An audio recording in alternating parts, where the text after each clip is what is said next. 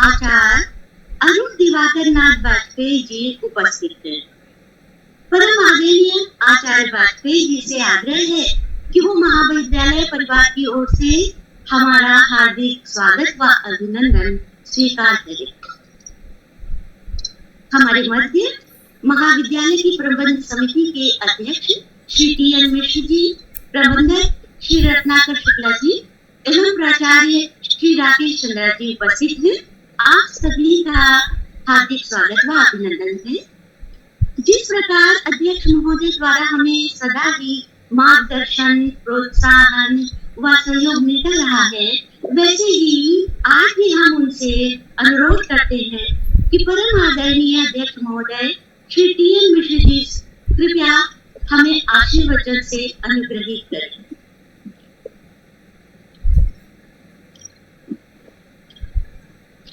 खेद का विषय है कि टी.एन. मिश्रा जी से हमारा संपर्क नहीं हो पा रहा है। आदरणीय प्रबंधक महोदय श्री रत्नाकर शुक्ला जी से विनम्र अनुरोध है कि वो कृपया अपनी शुभकामनाएं, दिशा निर्देश व आशीर्वाद वचन प्रदान करने का कष्ट करें। श्री रत्नाकर शुक्ला जी। हाँ जी, आवाज आ रही है? जी आ रही है। जी सर, आ रही है। आज मैं सभी अपने शिक्षाविदों तथा गुरुजनों को पहले प्रणाम करता हूँ, फिर इस विषय पे हम लोग थोड़ी चर्चा करेंगे। जहां तक गांधी जी का प्रश्न है, उनके व्यक्तित्व का प्रश्न है, गांधी जी ने एक इरा 1920 से लेकर 1947 तक एक इरा बना दी। तो हिस्ट्री में गांधी इरा कहलाता है। वो गांधी जी एक वो पर्सनालिटी थी, वो व्यक्तित्व था जिसको दुनिया में हर एक आदमी जानता था, चाहता था, एनालाइज करता था, इमिटेट करने की कोशिश करता था। इसी क्रम में कुछ लोगों ने ये भी कहा कि उनका जो नॉन वायलेंस था वो साइन ऑफ वीकनेस समझा जाए, परंतु अधिकांश लोग ये मानते थे कि ये वीकनेस नहीं है, ये एक पावरफुल वेपन है जिससे इन्होंने अंग्रेजों को यहाँ से हटा दिया। आज की जो रेलेवेंस है उनका, गांधी जी का, माननीय प्रधानमंत्री जी ने एक नारा दिया है आत्मनिर्भर का। आत्मनिर्भर जो है वो कुछ नहीं है, वो गांधी जी के नारों का एक एक्सक्यूशन है।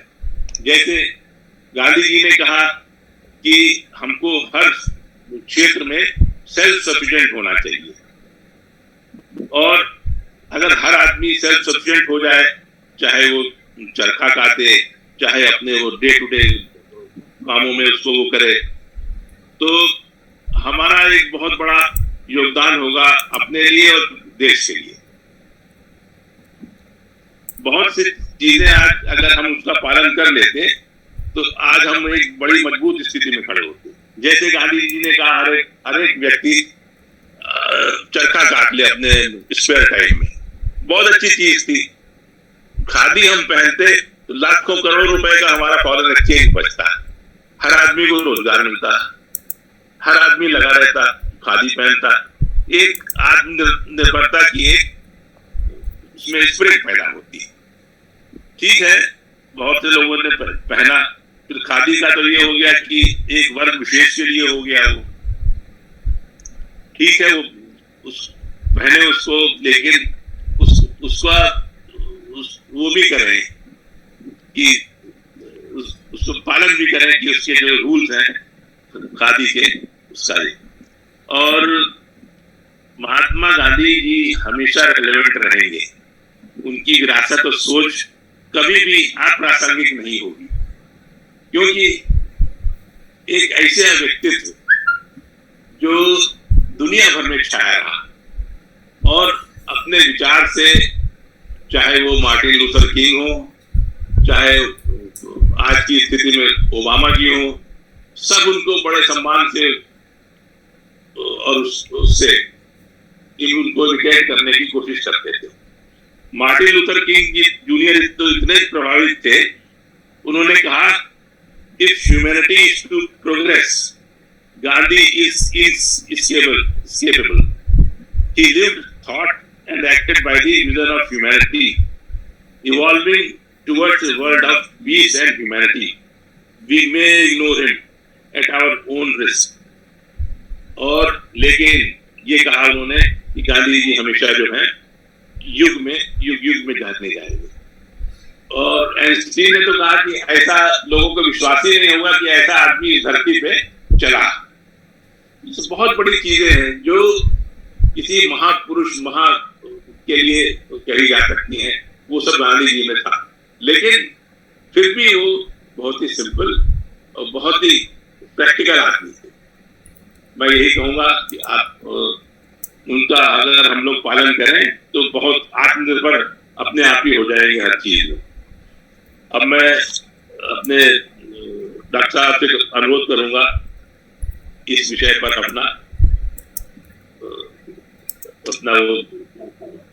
अपने विचार प्रस्तुत करें। डॉक्टर साहब वाजपेयी जी। धन्यवाद प्रबंधक महोदय। आज का विषय है कि हमारे परम आदरणीय अध्यक्ष महोदय हमारे साथ जुड़ चुके हैं और पुनः उनसे अनुरोध है कि जैसे उन्होंने हमेशा हमें सहयोग दिया, प्रोत्साहन दिया, उसी प्रकार आज भी इस संगोष्ठी की सफलता के लिए हमें अपने आशीर्वचन से अनुग्रहित करें। अध्यक्ष महोदय जी से अनुरोध है कि वो कृपया अपने को अनम्यूट कर लें और अनम्यूट करके वीडियो ऑन कर लें। कृपया अध्यक्ष महोदय श्री टी.एन. मिश्रा जी, आप वीडियो ऑन कर लें और हम सभी आपके आशीर्वचन सुनने को आतुर हैं।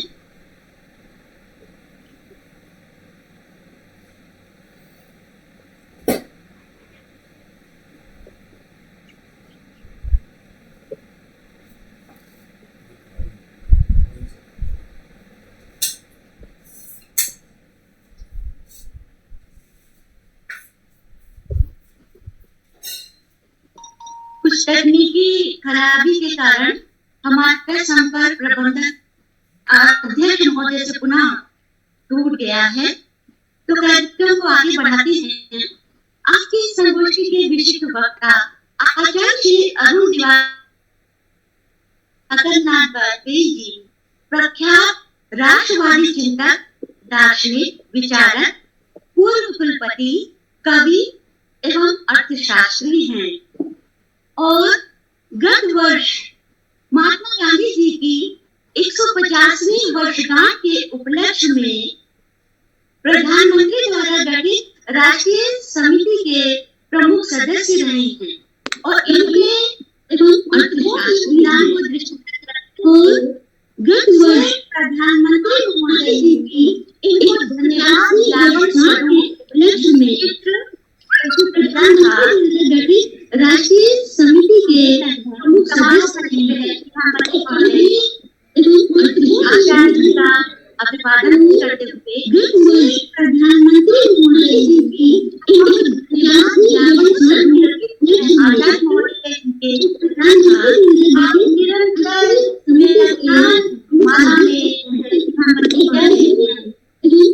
आचार्य जी का अभिवादन करते हुए हमारे अनुरोध में आपने ये समय निकाला अपनी सर्वोत्तम कार्यक्रम से। और अगर वैसे तो आप किसी परिचय के मोहताज नहीं हैं, परंतु अगर पूरा परिचय देने लगे तो संगोष्ठी का पूरा समय उसी में चला जाएगा, पर परंपरा का निर्वहन करना भी आवश्यक है। इसलिए हमारा अनुरोध है प्राचार्य महोदय श्री राकेश चंद्र जी से कि कृपया वो आचार्य जी का संक्षिप्त परिचय देने की कृपा करें।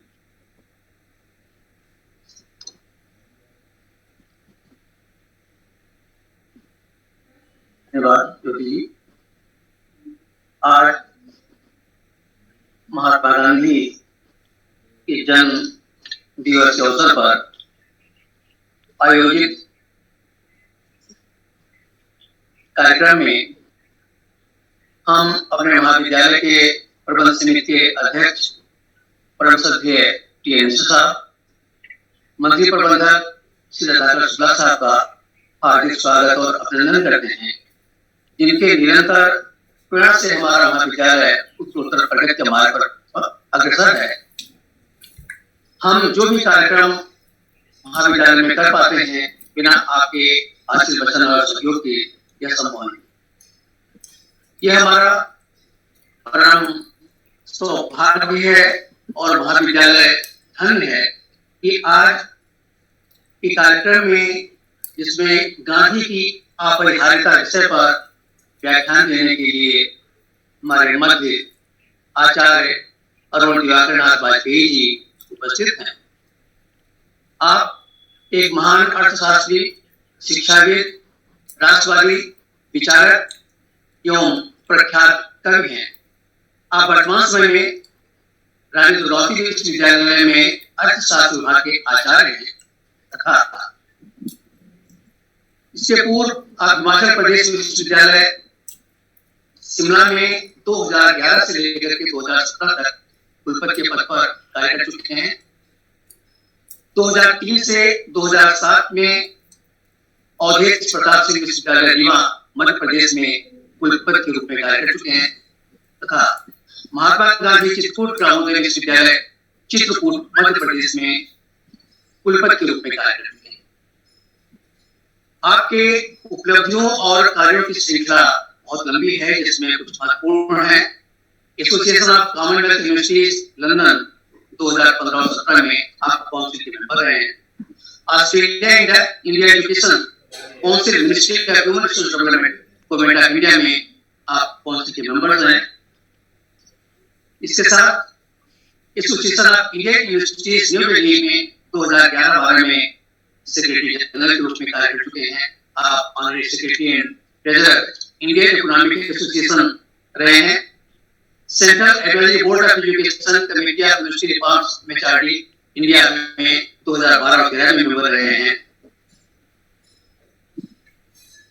इसके साथ साथ Deendayal Upadhyay century celebration committee new Delhi में आप उसको अध्यक्षता उसकी कर चुके हैं और महात्मा गांधी जी के 150वीं जन्मशती के आयोजन के लिए जो समिति थी, उस समिति के लिए आप मेंबर रहे। ऐसे प्रख्यात विद्वान, विचारक और चिंतक के रूप में हम अपने मध्य आपको पा करके हमारा महाविद्यालय और हम सब अवश्य ही गौरवान्वित हैं। सर, आपके व्याख्यान को सुनने के लिए हम लोग व्याकुल हैं, लेकिन थोड़ा सा दो शब्द मैं महात्मा गांधी के संदर्भ में अपने विचार में व्यक्त करना चाहता हूँ। गांधी जी के विचार और उनका चिंतन सदैव ही रिलेवेंट रहेगा, प्रासंगिक रहेगा, क्योंकि उन्होंने न केवल विचारों को व्यक्त किया बल्कि उन विचारों के अनुसार अपने आचरण को भी किया। अष्टांग योग पतंजलि का जो सिद्धांत है, जिसमें यम, नियम, आसन, प्राणायाम, प्रत्याहार, धारण, ध्यान और समाधि, उसमें यम के जो 5 नियम हैं, सत्य, हिंसा, अस्तेय, अपरिग्रह और ब्रह्मचर्य, इसका आपने विचार व्यक्त किया और उसी के अनुरूप अपना आचरण किया। वर्तमान समय में आत्मनिर्भर भारत की बात की जा रही है और यह आत्मनिर्भर भारत बिना आत्म संयम के संभव नहीं। गांधी जी का पूरा चिंतन आत्मनिर्भरता, आत्मनियंत्रण, आत्मसंयम, चरित्र की शुद्धता और इसके साथ साथ आचरण में, आंतरिक और बाह्य आचरण में बिना किसी विरोधाभास के, यानी हमारा जो आंतरिक का आचरण है, जो व्यक्तिगत जीवन, मैकियावेली राजनीतिक विचारक ने शासकों के लिए कुछ सिद्धांतों का प्रतिपादन किया, लेकिन उसने व्यक्तिगत आचरण और सार्वजनिक जीवन में अंतर किया। गांधी जी का चिंतन पूर्ण रूप से आंतरिक जीवन, हमारा व्यवहार और सार्वजनिक जीवन, सार्वजनिक कार्यकलाप दोनों में कोई अंतर नहीं होना चाहिए, दोनों की जीवन नैतिक पक्ष पर आधारित होनी चाहिए। सर, अब और विलंब न करके मैं एक बार पुनः अपने महाविद्यालय के प्रबंध समिति के अध्यक्ष के मिश्र साहब से अनुरोध करते हैं कि हम वाचक वचन स्वरूप में अपने कुछ सोच सकते हैं, और उसके बाद हम लोग अपने मुख्य वक्ता, मुख्य अतिथि, प्रख्यात विचारक के विचारों से लाभान्वित हैं।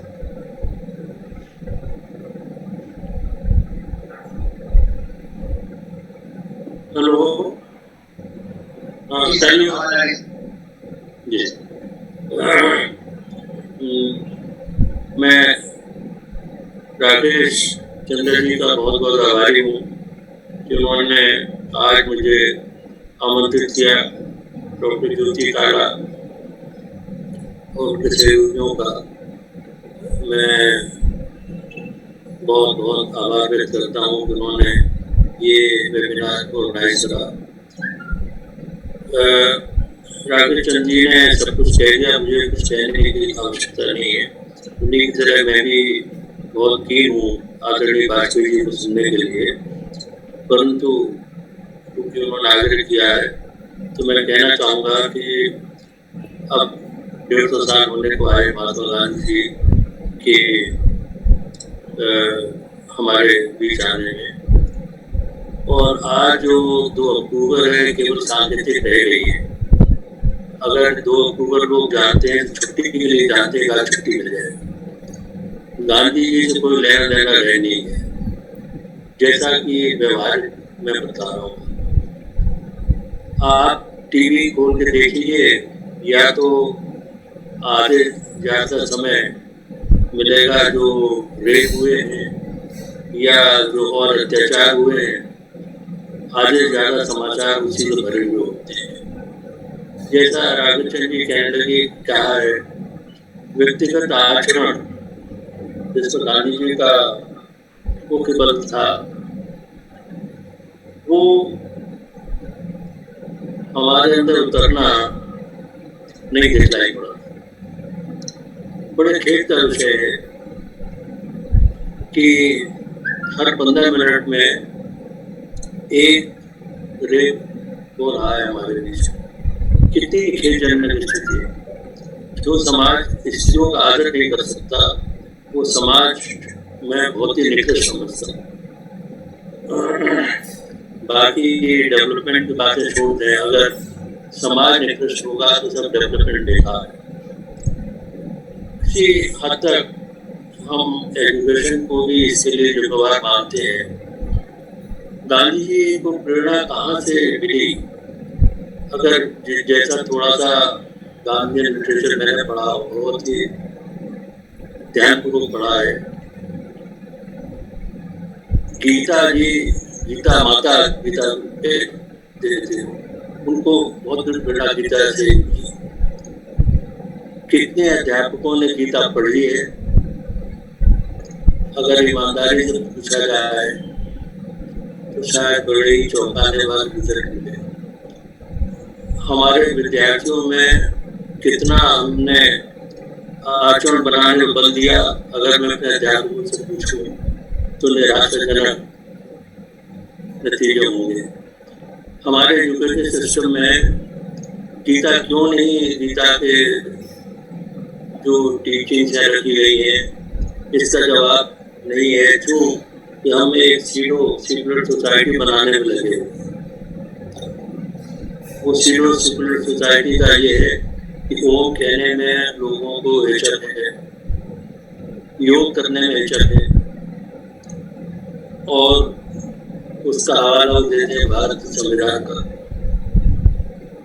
150 साल में गांधी जी के जो ड्रीम इंडिया थी वो कहाँ पहुँच गई है, ये हम सब देख रहे हैं। जैसा मैं खुद समझता हूँ कि एजुकेशन सिस्टम और हमारे शिक्षक बहुत हद तक इसके लिए जिम्मेवार है। गांधी जी का कहना था, essence of all religions is morality. आप कोई रिलीजन फॉलो करें, मॉरलिटी ही उसका अल्टीमेट रिजल्ट होता है, और मॉरलिटी हमारे अंदर गायब होती जा रही है। जैसा मैंने कहा, उसका रिजल्ट है कि जिस सोसाइटी में 15 मिनट में एक रेप हो रहा हो, उस सोसाइटी में क्या मॉरलिटी होगी। अतः आज का दिन बहुत आत्मचिंतन का है, खासतौर से एजुकेशन शिक्षाविदों के लिए। और मैं उम्मीद करता हूँ कि इसको जरूर आत्मचिंतन लोग करेंगे। एक अगर आप गांधी फिलॉसफी पढ़ रहे हैं, कितना गांधी जी ने सेल्फ डिसिप्लिन व्रत रखते थे। व्रत का मतलब ये, हम लोग मंगल का व्रत रखते हैं हनुमान जी को कुछ करने के लिए, तो ठीक है, लेकिन उनका था एक आपका विल पावर डेवलप करना। मॉरलिटी में विल पावर डेवलप करना बहुत ही आवश्यक है। गांधी जी ने जितना गांधी जी ने बताया, यम नियम और सत्य पर उन्होंने प्रैक्टिस की।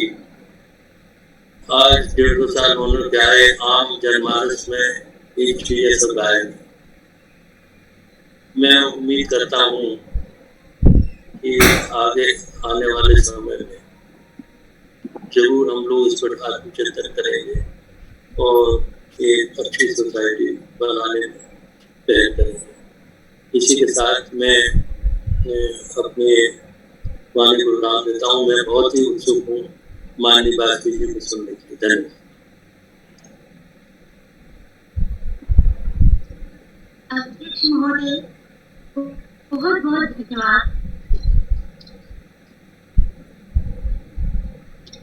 अब मैं आमंत्रित करूंगी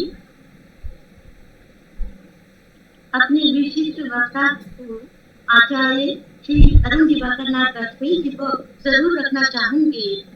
हम सभी जानते हैं कि 1800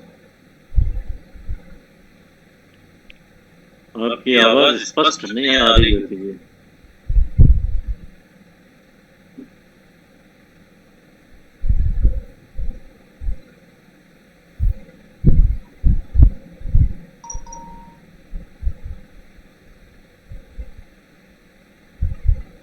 हमें भारत की स्वतंत्रता प्राप्ति में निश्चित रूप से देखने को मिला, परंतु आज जब हम इस विषय पर चिंतन करना चाहते हैं, क्या गांधी आज भी अपरिहार्य हैं? क्या वो इंडिस्पेंसेबल हैं? क्या उनकी बताए रास्ते पर हमें चलने की आवश्यकता है? आज विश्व तीसरे विश्व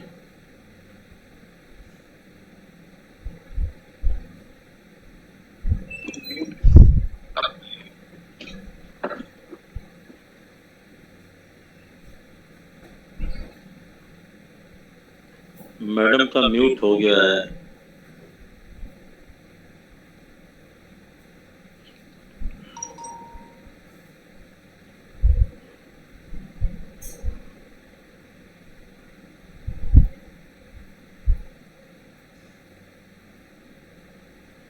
कुछ नेटवर्क की दिक्कत हुई। आचार्य जी आपके समक्ष कुछ प्रश्न रख रहे हैं। आज हम तीसरे विश्व युद्ध के मुहाने पर बैठे और सभी देशों के जो दबाव या प्रभाव के समीकरण हैं, वो न्यूक्लियर हथियारों के बल पर बन रहे हैं, बिगड़ रहे हैं। गांधी जी के मानवता के दर्शन को दरकिनार कर दिया गया है। सारी जो नीतियां हैं वो आर्थिक विकास पर आधारित है। कुछ बिंदु ऐसे हैं जिनको हम आज भी प्रासंगिक पाते हैं, जैसे गांधी जी ने कहा गरीबी उन्मूलन की बात, पिछड़ापन हटाने के बाद आर्थिक और सामाजिक चुनौतियों का सामना करने और समानता करने का उन्होंने बिंदु रखा।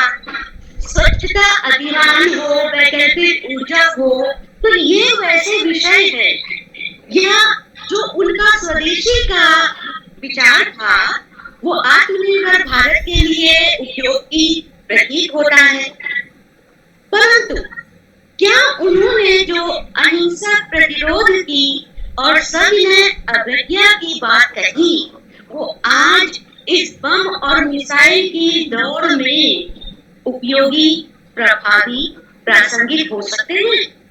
जैसा उन्होंने सिद्धांतहीन राजनीति को और नैतिकता रहित व्यापार को समाज के प्रति अपराध माना, क्या आज भी हम इस बात को स्वीकार कर सकते हैं, इसका पालन कर सकते हैं? जबकि इस ग्लोबलाइज्ड दुनिया में जहां आर्थिक प्रतिस्पर्धा ही सभी चीजों का निर्धारण करने के लिए मुख्य रूप से प्रभावी है, तो है ये तो मेरे अपने क्वेश्चंस के आपसे अब अनुरोध है कि कृपया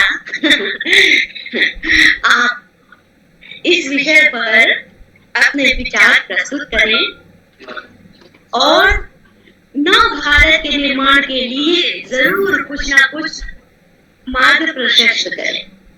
आचार्य बात कीजिए। जी ज्योति जी नमस्कार। मेरा वीडियो नहीं आ रहा है, मुझे दिखाई नहीं पड़ रहा है अपना इसमें। I am not seeing my self. Sir पूरी आपकी वॉइस अभी क्लियर नहीं आ पा रही है। ये आपने कुछ वो वीडियो की सेटिंग की है क्या? क्योंकि इसमें मेरा वीडियो नहीं आ रहा है मेरे कैमरे में, मतलब आपका वीडियो आ रहा है सर, हमें दिखाई दे रहा है सर। आप भी मुझे बहुत दिखाई अच्छे पड़ से रहे आपको देख पा रहे हैं। लेकिन चलिए, बहुत बहुत धन्यवाद ज्योति जी। मुझे इस महाविद्यालय में, जो कि बप्पा श्री नारायण स्नातकोत्तर महाविद्यालय है, इसमें दोबारा बुलाने के लिए एक बार आपने रीअलाइनिंग इंडियन इकोनॉमी पर मुझे बुलाया था। आज महात्मा गांधी जी की 151वीं जयंती है और पूरा भारतवर्ष नहीं, पूरा विश्व इसको अपने अपने ढंग से मनाता है। और आज के दिन ही लाल बहादुर शास्त्री जी की भी जन्मतिथि आती है। लेकिन जैसा हमको पता है, किसी बड़े वृक्ष के नीचे छोटे छोटे पौधे छुप जाते हैं। यद्यपि लाल बहादुर शास्त्री भी बहुत बड़े वृक्ष थे, उनका अपना योगदान है, लेकिन गांधी जी के सामने कहीं कहीं तो उनका व्यक्तित्व तो छिप ही जाता है, इसको हमें स्वीकार करना पड़ेगा। लेकिन हम दोनों ही महान विभूतियों का आज स्मरण करते हैं। महाविद्यालय के अत्यंत विद्वान और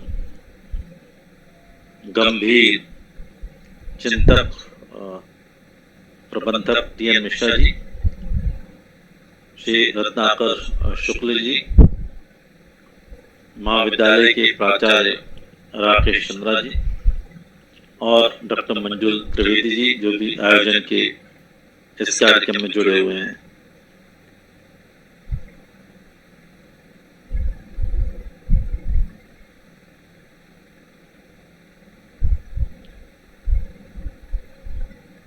गांधी से मेरा व्यक्तिगत संबंध है। यद्यपि गांधी के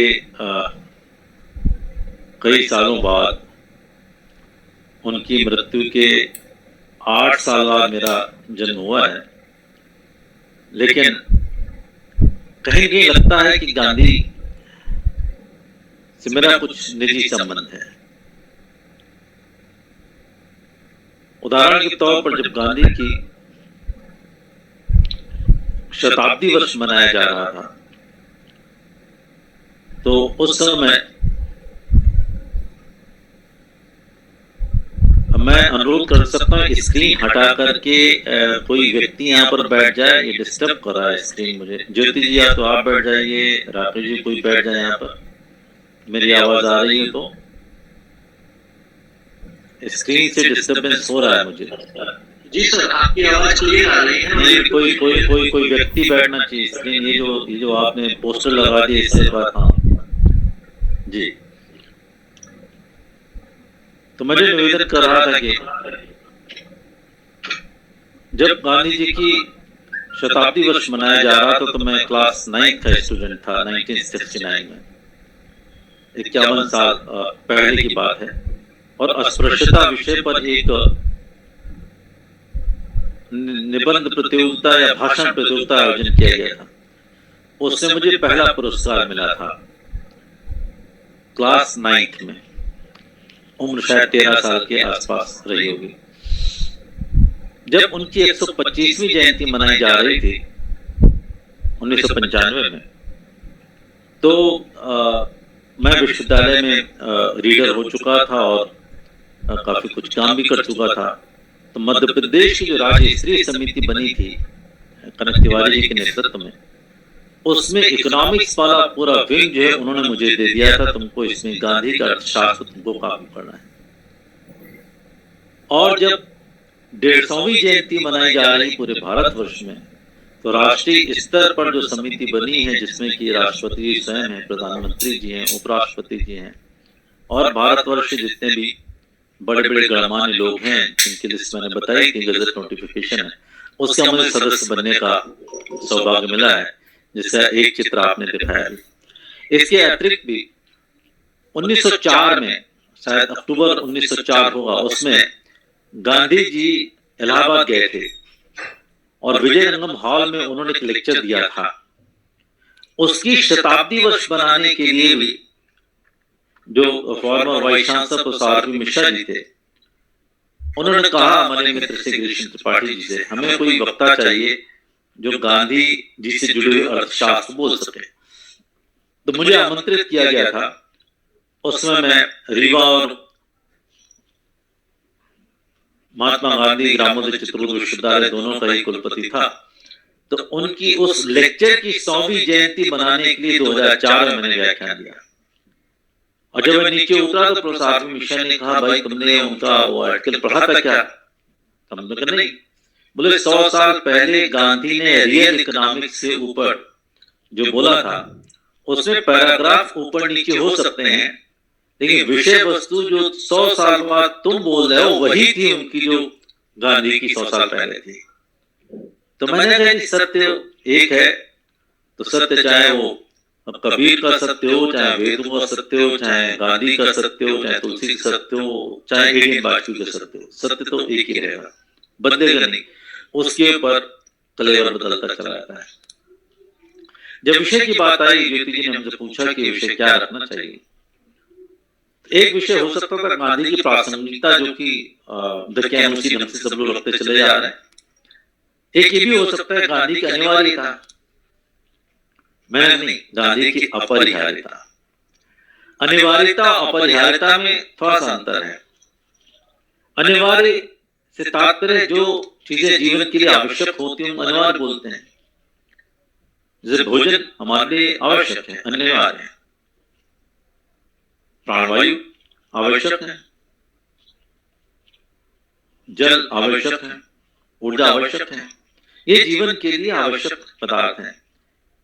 लेकिन जिनके बिना जीवन संभव ही नहीं है वो अपरिहार्य है। अपरिहार्यता और अनिवार्यता में अंतर इतना है, अनिवार्यता ग्रहण लेने से संबंधित है और अपरिहार्यता जिसके बिना जीवन की संभावना ही नहीं है उसको हम अपरिहार्य कहेंगे। उदाहरण तौर पर अभी कोविड-19 में सबसे अधिक अपरिहार्य वस्तु ऑक्सीजन की है। एक ऑक्सीमीटर भी लगाकर हम देखते हैं कितने लंग्स में ऑक्सीजन को इकट्ठा करने की ताकत। तो ऑक्सीजन के बगैर जो है वो जीवन संभव नहीं है। अपरिहार्य ऑक्सीजन है, हमको कहीं से भी किसी स्रोत से मिले। लेकिन इसके भी ऊपर एक महत्वपूर्ण तत्व है जिसके बिना जीवन संभव नहीं है, वो है आत्मा। बिना आत्मा के जीवन संभव ही नहीं है। तो जीवन तभी तक है, जीवन जिंदा तभी तक है जबकि उसके अंदर आत्मा है। तो आत्मा अपरिहार्य है। आत्मा के तत्व का होना अपरिहार्यता का तत्व है किसी भी शरीर के लिए। इसी प्रकार से न केवल भारतवर्ष, अब पूरे विश्व के लिए मैं कहूंगा, वैश्विक मानवता के लिए कहूंगा, गांधी अपरिहार्य है। गांधी की अपरिहार्यता प्रासंगिकता से कहीं अधिक है।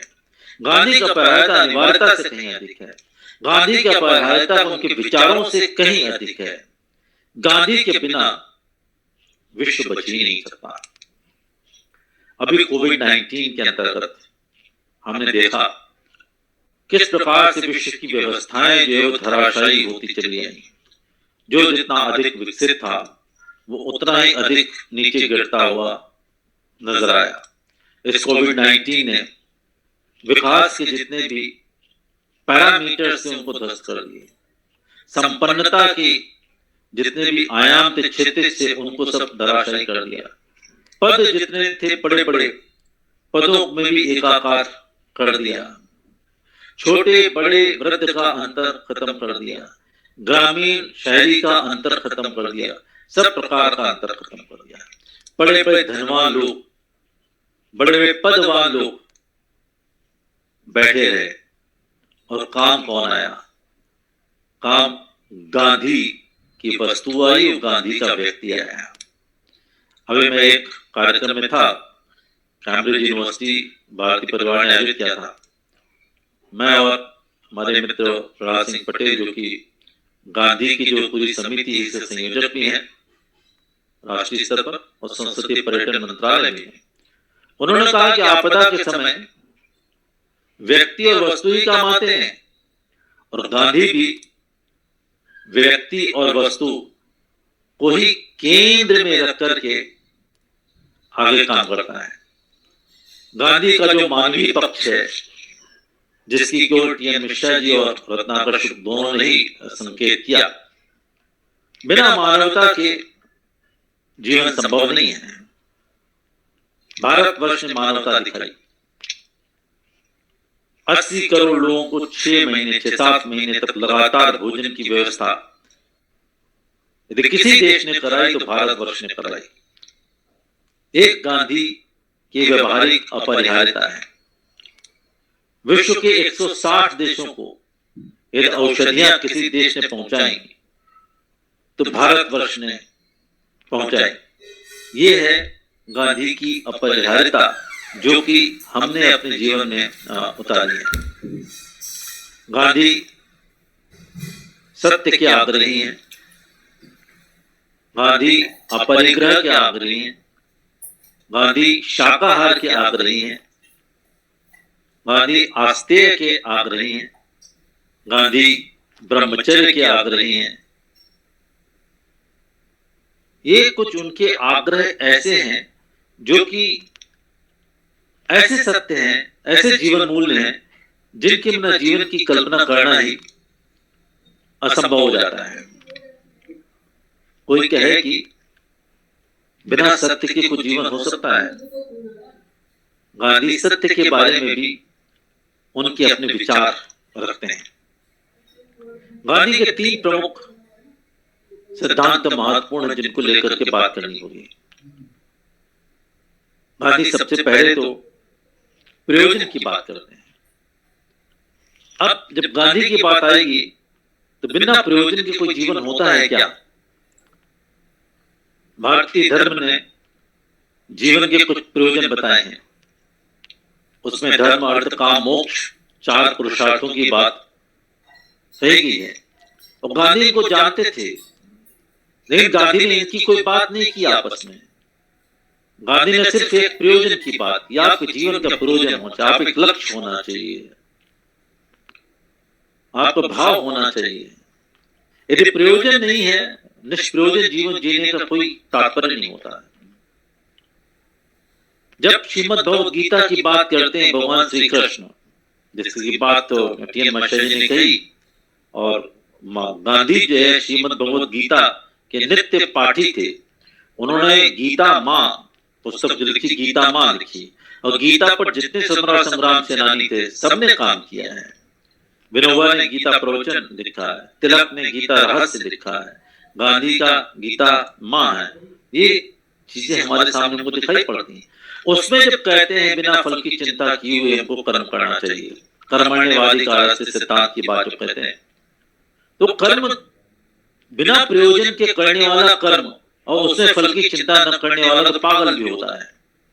एक विक्षिप्त व्यक्ति होगा वही फल की चिंता नहीं करता, बहुत कर्म करता है। जो अर्ध विक्षिप्त होता है वही बहुत कर्म करता है, लेकिन उसको हम कर्मयोगी नहीं कहते। कर्मयोगी वो होगा जो कि जिसके पास में जीवन का प्रयोजन हो, जिसको फल प्राप्त हो सकता है कर्म के आधार पर, लेकिन वो फल की चिंता नहीं कर रहा है, इसलिए उसको कर्मयोगी कहा जाएगा। तो प्रयोजन आवश्यक है।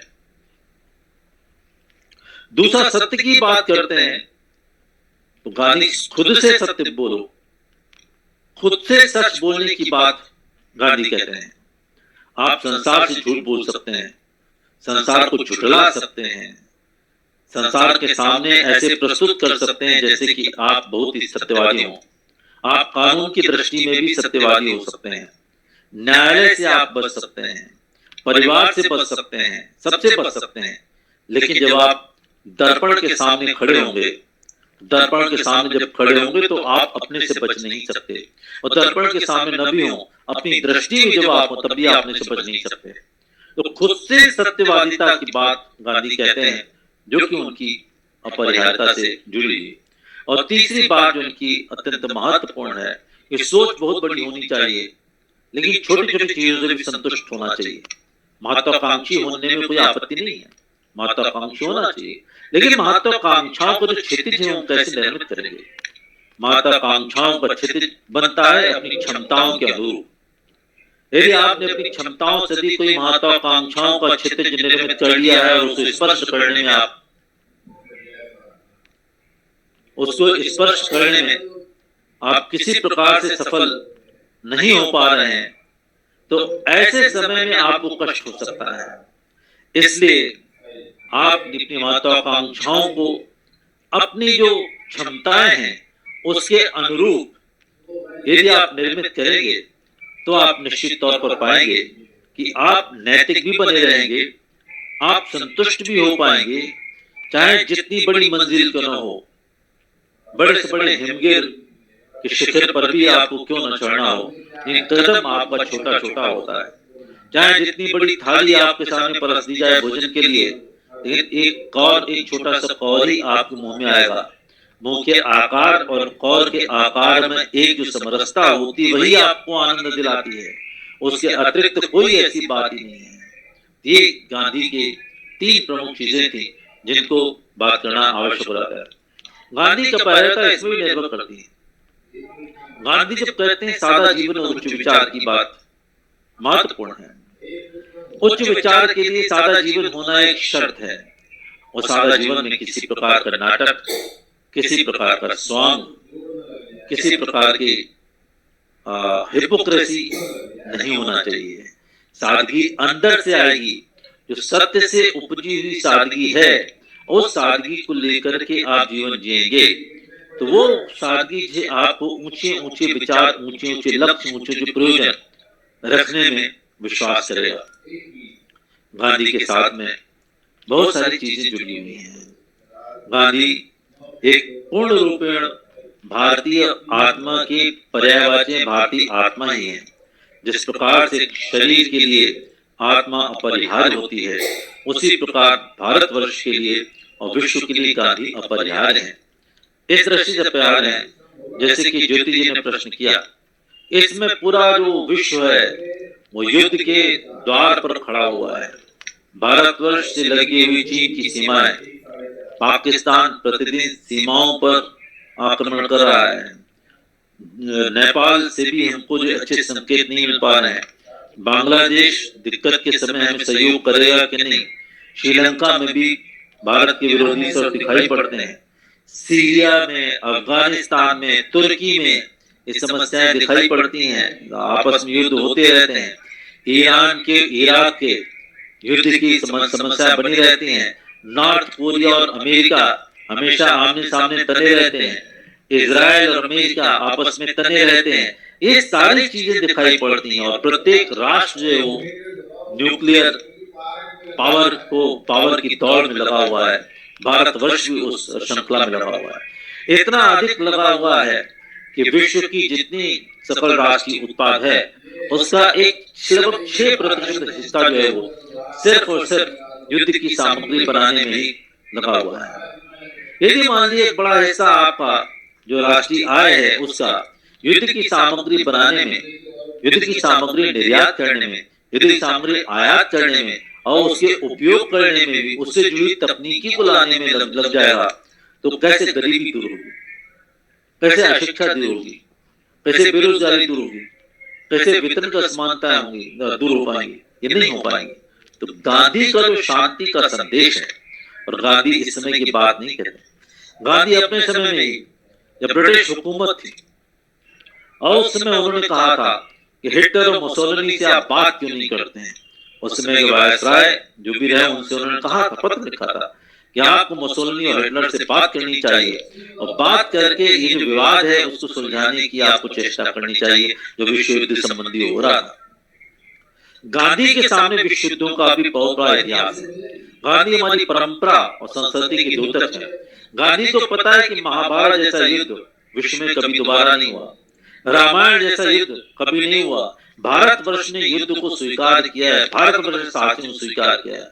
गांधी के सामने मुगलों के साथ में लड़ने वाले राणा प्रताप, रानी दुर्गावती का भी इतिहास सामने था। तो गांधी की जो सोची समझी अहिंसा की शांति का मार्ग था, कोई यदि कहे कि पलायन से जुड़ा हुआ था या कायरता से जुड़ा हुआ था, बिल्कुल नहीं, इससे मैं कदापि सहमत नहीं। गांधी का जो अहिंसा का मार्ग है, शांति का जो मार्ग था, वो सोची समझी हुई संस्कृति से उपजा हुआ, सोची समझी हुई बुद्धि से उपजा हुआ एक ही अस्त्र था, बहुत बहुत बड़ा अस्त्र था कि उनको पता था यदि मान लीजिए कि हम खूनी क्रांति के द्वारा, यदि मान लीजिए रक्तपात के द्वारा स्वतंत्रता हमने अर्जित भी कर ली तो बहुत समय तक स्वतंत्रता अर्जित नहीं कर पाएंगे। मैं फिर कोट करूंगा उसी कैम्ब्रिज यूनिवर्सिटी का जो हमारा वेबिनार हुआ था उसमें प्रहलाद पटेल जी से एक सज्जन ने प्रश्न किया, विद्यार्थी ने प्रश्न किया, यदि गांधी नहीं होते तो भारतवर्ष कैसा होता? उन्होंने बहुत अच्छा उत्तर दिया, वैसा ही होता जैसे कि रक्तपात के उपरांत प्राप्त करने वाले देशों ने स्वतंत्रता प्राप्त की है। जो उन देशों की हालत हुई है वो देश की हालत भारतवर्ष होगी। भारतवर्ष को स्वतंत्रता प्राप्त कराना एक लक्ष्य था, लेकिन स्वतंत्रता प्राप्ति के उपरांत तो किस प्रकार का शांतिपूर्ण, सस्टेनेबल, लंबे समय तक भारतवर्ष का विकास निरंतर होता रहे, इसके लिए उनके निर्माण का लक्ष्य उनके सामने था। कभी भी उनका उद्देश्य रक्त के आधार पर, रक्तपात के आधार पर स्वतंत्रता प्राप्त करना नहीं था। उनका जो अशांति वाला जो भाव था, उनका जो अहिंसा वाला जो भाव था, जो शांति वाला भाव था, वो एक सोची समझी हुई बुद्धि के द्वारा एक व्यूह रचना के अंतर्गत उन्होंने उसको स्वीकार किया था। यदि मान लीजिए कि जून 1993 में घटना 8 जून 1893 की है, जब गांधी को पीटरमैरिट्सबर्ग के स्टेशन पर फेंक दिया गया था। ठंडी रात थी, ठंडी रात में छुटते हुए डरबन से लेकर के जोहान्सबर्ग जा रहे थे। चाहते तो उसी समय गांधी यदि पलायनवादी होते तो गांधी वहां से हट करके, साउथ अफ्रीका से हट करके भारतवर्ष आ गए होते, लेकिन गांधी ने कहा नहीं, हमें प्रिटोरिया सरकार से वहीं रह करके संघर्ष करना है। एक गांधी की जो आध्यात्मिक जो क्षमता है, आध्यात्मिक जो ताकत है, उसी का ही परिणाम यह है कि गांधी साउथ अफ्रीका विदेश में जहां पर कि उनको जानने वाले कोई नहीं थे, सिर्फ वकालत करने के लिए गए थे, वहां पे रह करके उन्होंने पहला सत्याग्रह जो था वो 8 जून 1893 का था, और वो सत्याग्रह विश्व सत्याग्रह का पहला प्रयोग था। वही सत्याग्रह लेकर गांधी ने 14 साल तक साउथ अफ्रीका में रहे और फिर वहां से भारतवर्ष में आए। भारतवर्ष में निरंतर उन्होंने प्रयोग की, यात्राएं की, यहाँ पर स्वतंत्रता संग्राम का जो उन्होंने अपना आंदोलन प्रारंभ किया। मैं जो कहना चाह रहा हूं कि गांधी यदि स्वतंत्रता प्राप्त करने का कौन सा तरीका हो सकता है, तो गांधी के तरीके से अच्छा कोई तरीका नहीं हो सकता है। मैं कहता हूं चलिए, उसमें ब्रिटिश गवर्नमेंट थी तो गांधी ने शांति और अहिंसा के मार्ग से स्वतंत्रता प्राप्त की। आज 2020 में भी आप चाहते हैं किसी प्रकार से कोई चीज करना चाहते, आंदोलन करना चाहते हैं, तो क्या आप शस्त्र क्रांति करेंगे? आज भी आपको वही गांधी का बताया हुआ मार्ग ही सर्वश्रेष्ठ मार्ग हो सकता है, स्थायी मार्ग हो सकता है। नंबर 1, यदि समाज में आप विषमताओं को दूर करना चाहते हैं, हमें पता है कि भारतवर्ष में सामाजिक विषमताएं बहुत अधिक हैं। अभी स्त्रियों के प्रति जो अनादर का भाव, जिस सीओटी मिश्रा जी कह रहे थे कि प्रत्येक 15 मिनट में एक रेप की घटना आती है, उस देश में जिस भारतवर्ष में यत्र नार्यस्तु पूजन्ते रमन्ते तत्र देवता की बात है, जहां पर कन्या का हमने पूजन किया है, महिलाओं को जहां देवियों का स्थान प्रदान किया है, प्रत्येक कार्य में पहले महिला उसके बाद में पुरुष का नाम आता है, जिसने अर्ध नारीश्वर की परिकल्पना की है, उस देश में ऐसी दुर्घटना होती तो कौन बचेगा? जाति को लेकर कितना विवाद भारतवर्ष में, वर्ण व्यवस्था को लेकर कितने विवाद भारतवर्ष में चलते चले आ रहे हैं। भिन्न प्रकार की जातियां, भिन्न प्रकार की बोलियां, भिन्न प्रकार के समझे धर्म, ये सारे चलते जाएंगे।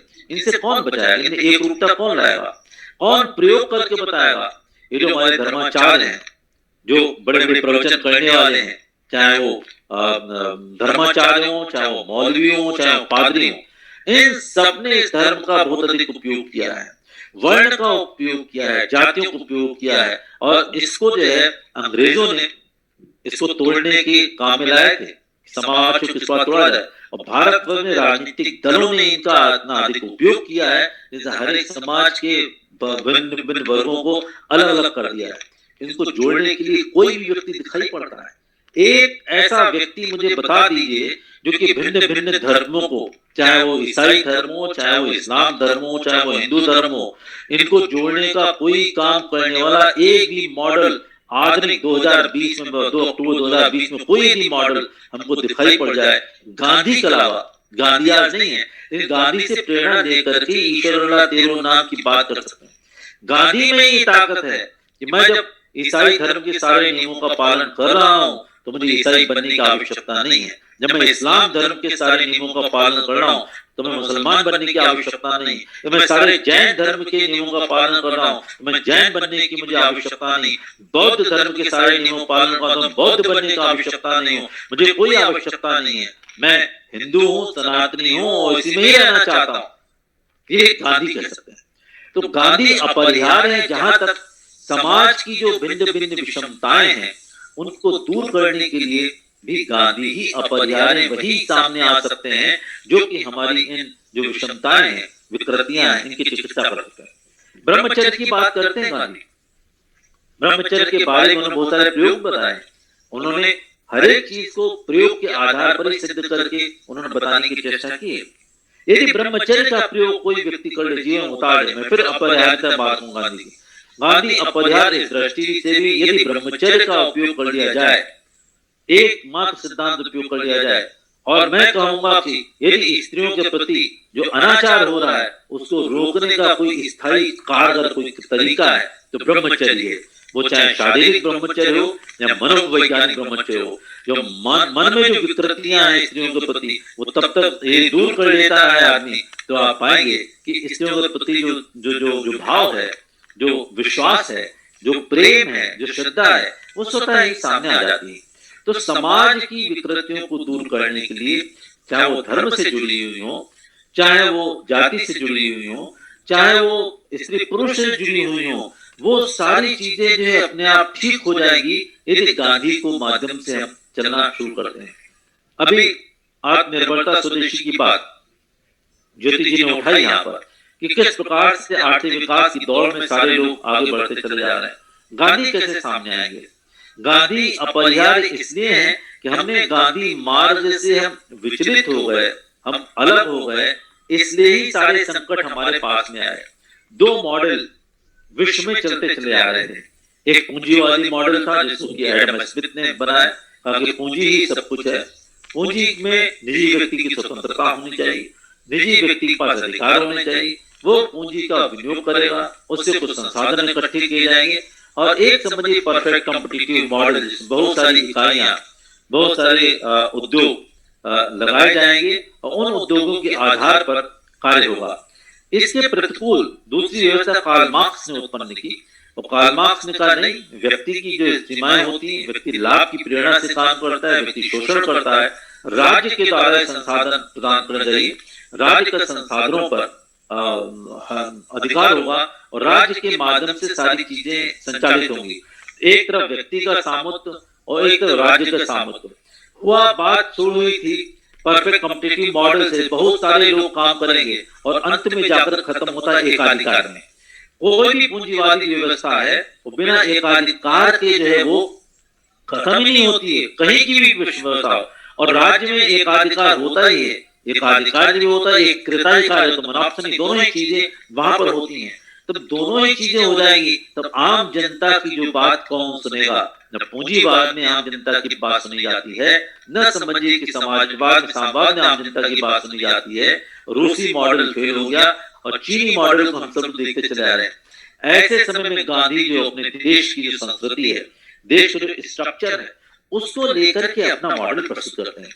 अभी प्रधानमंत्री जी ने स्वदेशी की बात की, स्वदेशी की बात की, we should be local, we should vocal for local, local for global, ये बात उन्होंने स्वदेशी की और स्वदेशी से आत्मनिर्भरता की बात उन्होंने शुरू की। तो ये बात को फिर गांधी ही इसको सही मायने में एक्सप्लेन कर सकते हैं। गांधी जब कहते हैं कि भारतवर्ष जो है 7.5 लाख जो है सॉवरेन रिपब्लिक कंट्रीज था, रिपब्लिक का देश है, ये 7.5 लाख जो सर्वसंप्रभु सत्ता संपन्न गांव का देश है। आज भी स्ट्रक्चर हमारे गांव का ही है। 70% हमारे पास है वो जब पॉपुलेशन गांव में रहती, 6.5 लाख हमारे गांव है। तो गांव की अपनी संस्कृति है। गांधी गांव की बात करते हैं, गांधी जो है खेती किसानी की बात करते हैं, गांधी जो हल बैल की बात करते हैं, गांधी जो है वो वृक्षों की बात करते हैं, गांधी पर्यावरण की बात करते हैं, गांधी जो गांव के संसाधनों को इकट्ठा करने, गांधी जो हस्तशिल्प की बात करते हैं, गांधी कुटीर उद्योग की बात करते हैं। तो कुटीर उद्योगों में जो शिल्प है, कुटीर उद्योग से तात्पर्य है जो गांव का जो हमारा शिल्प, स्थानीय जो शिल्प है, उसको हम ग्रामीण संसाधनों से कैसे जोड़ लें। उनसे जोड़ करके जो वस्तुएं बनेगी, उन वस्तुओं से बनने के बाद में एक गांव का जो अपना मार्केट है, गांव का जो उपभोग का जो क्षेत्र है, गांव का जो उत्पादन का क्षेत्र है, वो अपने आप स्वयं में एक संप्रभु सत्ता संपन्न बन जाएगा। और उससे विकास होगा तो आसपास के गांव, उससे भी विकास होगा तो पूरे प्रांत का, प्रदेश का, और उससे भी विकास होगा, उससे राष्ट्र का होगा। तो गांव से प्रारंभ होगी व्यवस्था। जब गांव से व्यवस्था प्रारंभ होकर के ऊपर की ओर जाएगी, तब जो बॉटम होगा, जिसको हम आत्मस्फूर्त अप्रोच कहेंगे, हम सेल्फ रिलायंट शब्द कभी उपयोग नहीं करते। आत्मनिर्भरता भी छोटा शब्द हो जाता है, आत्मस्फूर्त शब्द जो बड़ा शब्द हुआ करता है। आत्मस्फूर्त से तात्पर्य होता है कि सेल्फ प्रोपेलेंट। गांव से व्यवस्था शुरू होगी और निरंतर बढ़ती चली जाएगी। यहाँ लोग ये कह सकते हैं कि भाई आजकल हम विदेशी निर्यात पर निर्भर होते चले आ रहे हैं, तकनीकी के लिए हमको निर्भर होना पड़ता है, बहुत सारी विदेशी वस्तुएं उनसे निर्भर होना पड़ता है। इसके लिए जो उपाय गांधी सुझाते हैं वो बहुत ही स्पष्ट है कि जो चीज अपने गांव में उपलब्ध हो सकती है, गांव से प्राप्त कर ली जाए। जो चीज मान लीजिए कि हमको शहर से उपलब्ध हो पाए, जिले से उपलब्ध हो, उससे ले ली जाए। जो प्रांत से उपलब्ध होती वहां से ली जाए, और जो राष्ट्र में उपलब्ध है राष्ट्र से ले ली जाए। राष्ट्र में जो चीज उपलब्ध नहीं है उसके लिए ही विदेश से हमको आयात करना चाहिए। ये स्वदेशी का एक बहुत बड़ा भाव सामने आता है।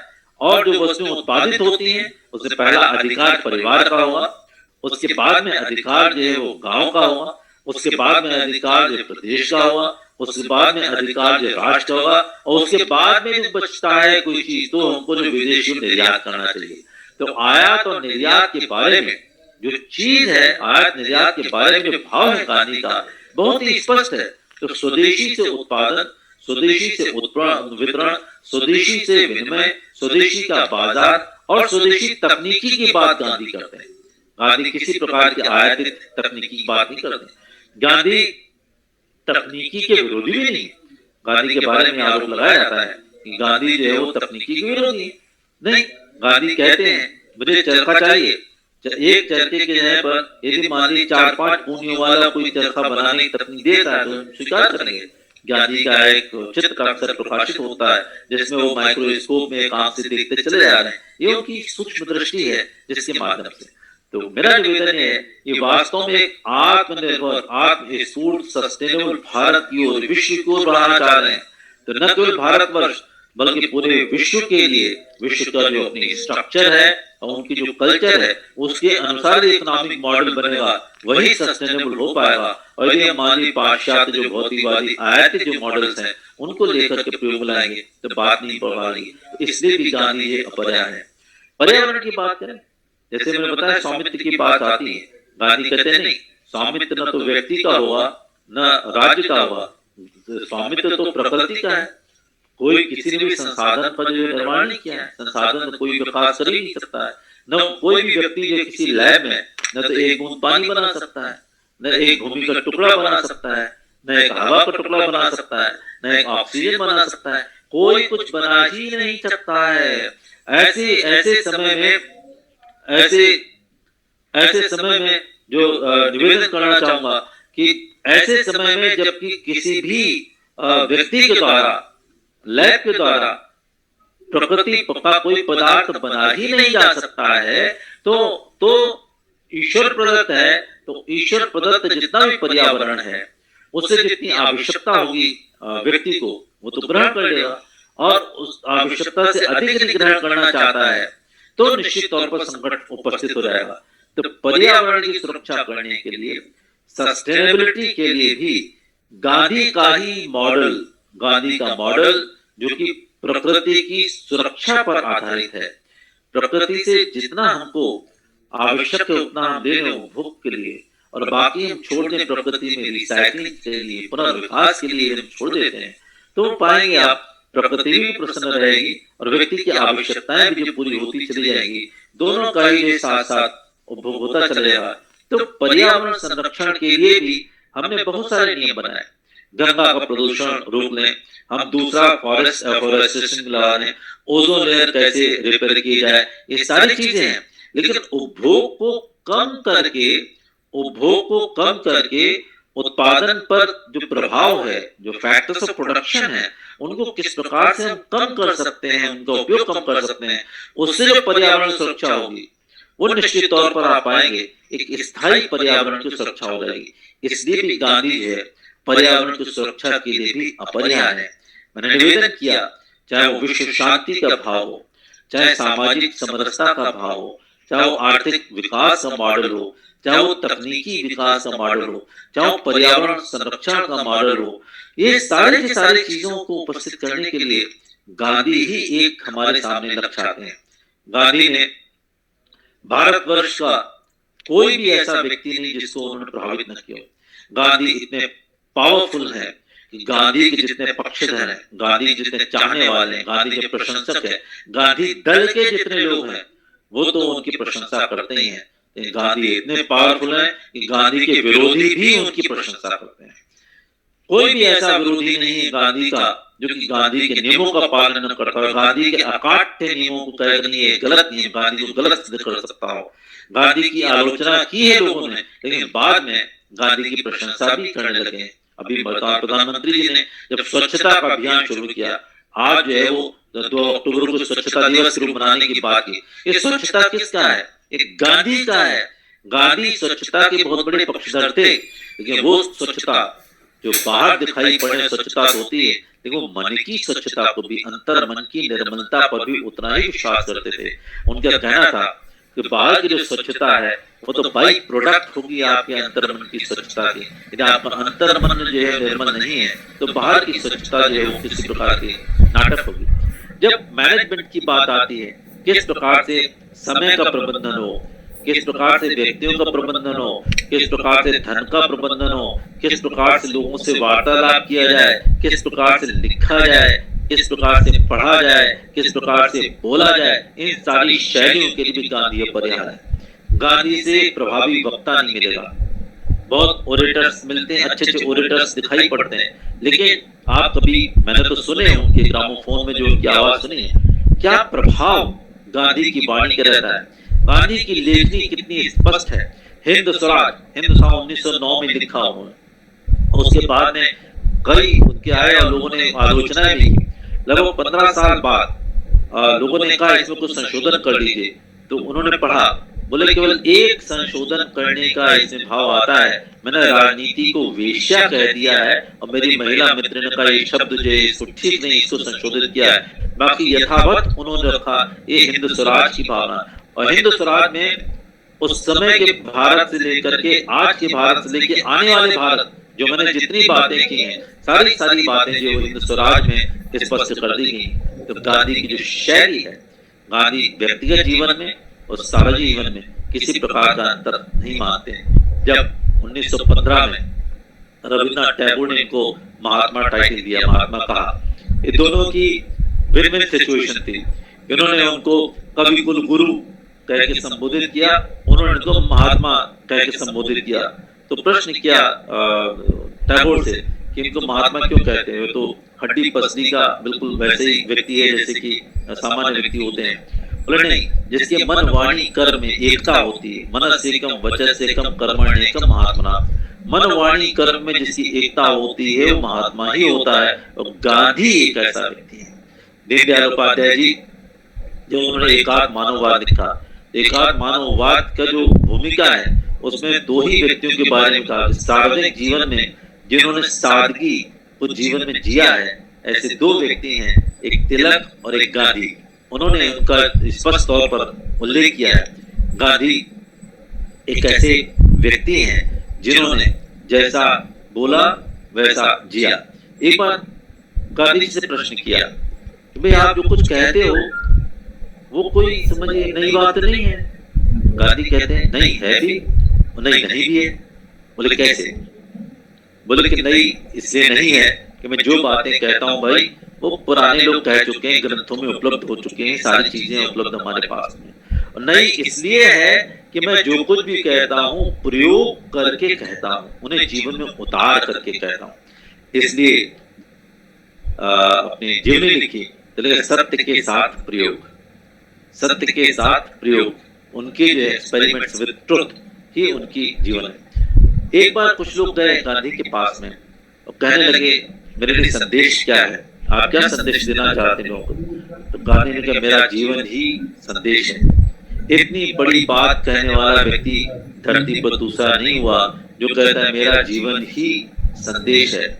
गांधी के समय यदि हम 10-5 साल के आसपास का यदि पूरा वर्षों का देखते हैं, मैंने स्टडी की थी कि 1869 के आसपास कौन लोग पैदा हुए, तो पता चलता है विवेकानंद, अरबिंदो घोष, मदन मोहन मालवीय, बाल गंगाधर तिलक, गोपाल कृष्ण गोखले, ये सब 10-15 साल के समझिए कि डिवीजन के साथ में ही उत्पन्न हुए। अरबिंदो घोष दार्शनिक बने, बहुत बड़ा काम किया उन्होंने, आध्यात्मिक राष्ट्रवाद जैसा कॉन्सेप्ट उन्होंने दिया। विवेकानंद ने गेरुआ वस्त्र धारण किए और गेरुआ वस्त्र धारण करके जो उन्होंने जीवन को पूरे राष्ट्र को किया, भारतवर्ष का सम्मान जो है अंतर्राष्ट्रीय इस तरह बढ़ाया। गोखले और गांधी में थोड़ा सा विवाद इतना था कि गोखले जो थे वो समाज को बहुत अच्छा चाहे, समाज अच्छा बनता रहे, समाज अच्छा बनता रहे। गांधी कहते तो नहीं, समाज भी अच्छा होना चाहिए और राष्ट्र को स्वतंत्र भी होना चाहिए। यदि मान लीजिए कि सत्ता पर कोई दूसरी परतंत्र सरकार बैठी रहेगी तो हम अच्छा काम करने पर भी समाज नहीं पहुंचा पाएंगे। इन सब में सबका अपना अपना महत्व है, लेकिन गांधी जो है वो गांधी सबसे भिन्न है।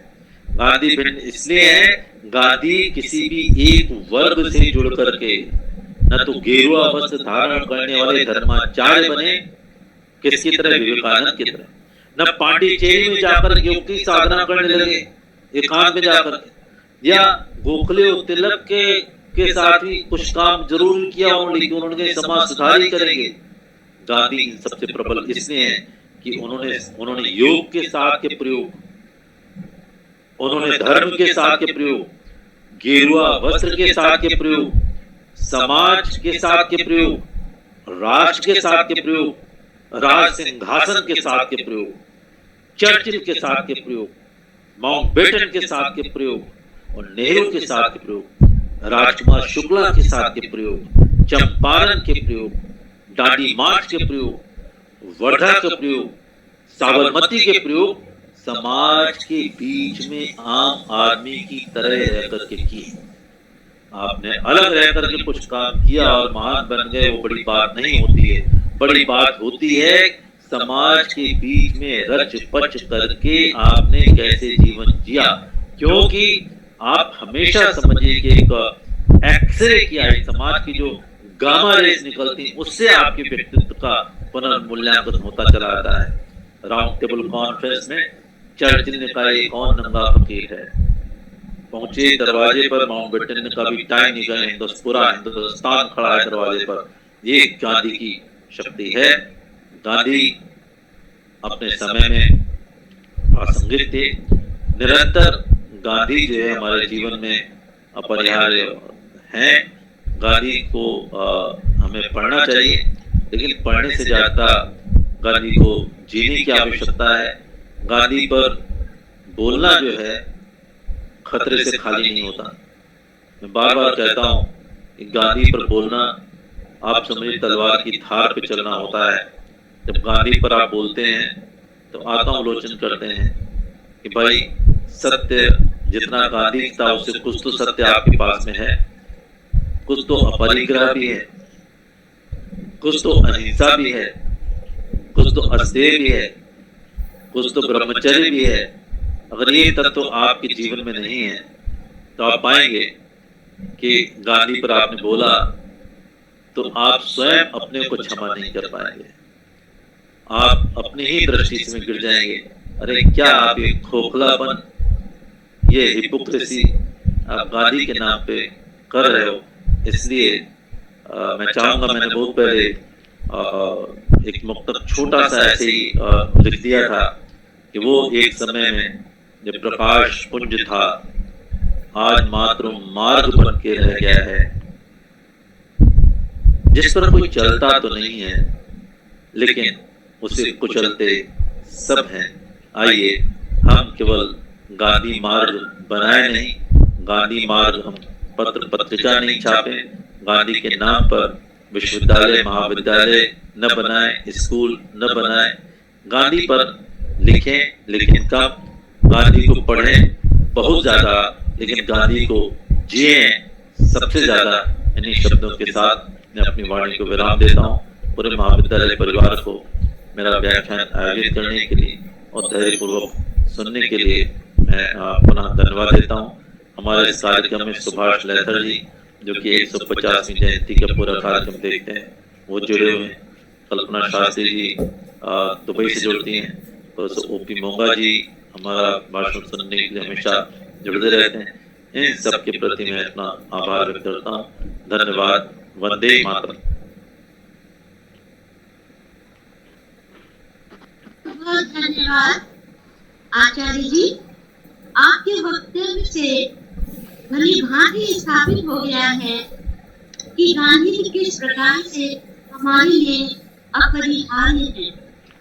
और आपने बिल्कुल सही कहा कि गांधी जी ने जो भी बातें कही वो कोई नई बातें नहीं, लेकिन वो अपरिहार्य बातें, उन्हीं पे हमारा जीवन निर्धारित है। उनके बिना हम मानवता को हल्का फुल्का नहीं पाएंगे। और वर्तमान में जो कोविड-19 का प्रकोप आया, इसने हमें एक प्रयोग का मौका दिया और प्रत्यक्ष रूप से ये स्थापित कर दिया कि वास्तव में जीवन के लिए कि मुख्य वस्तुओं की आवश्यकता है। आज जब हम विश्व गुरु बनने की ओर अग्रसर हैं, तो गांधी जी के बताए हुए रास्ते पे चलना ही उसका विकल्प है। और उनकी अगर कुछ मुख्य बातों का ही पूर्णतः पालन कर लिया जाए तो निश्चित ही बहुत ही प्रभावी परिणाम हासिल होंगे।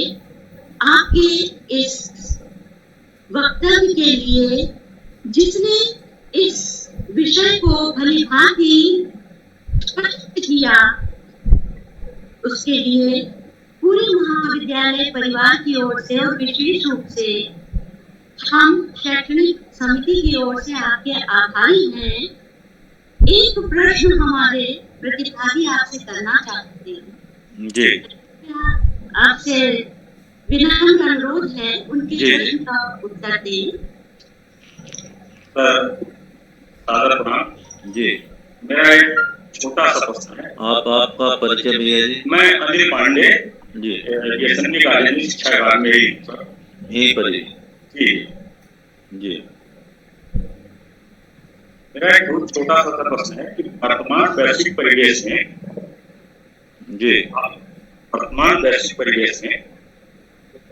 गांधी की अहिंसा और जो भोजन की अहिंसा इस समय है, उसके बीच में हम कैसे अपने को समायोजित करें?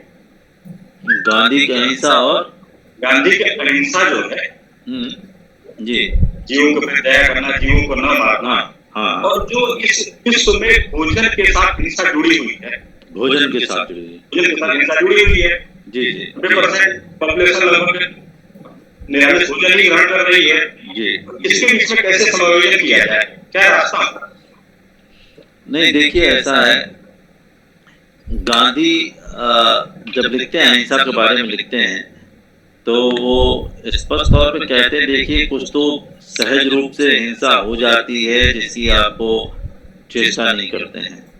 उदाहरण के तौर पर आप सांस लेते हैं, बहुत अजीब अंदर चले गए, आप समझिए कि भुन के आ गए सामने, आपने ऐसे किए तो कुछ मर ही गए, मच्छर बैठ गया तो आपने ऐसे किए वो मर ही जाएगा। इस प्रकार की हिंसा तो समझिए कि होगी। दूसरी बात वो भी कहते हैं कि भाई यदि कोई हिंसक है, हिंसक से भी मान लीजिए किसी पशु को जो बच्चा है उसको बचाना है और उसे भगाने के लिए हिंसा की जाए, वो भी अहिंसा की दृष्टि से ही आएगी।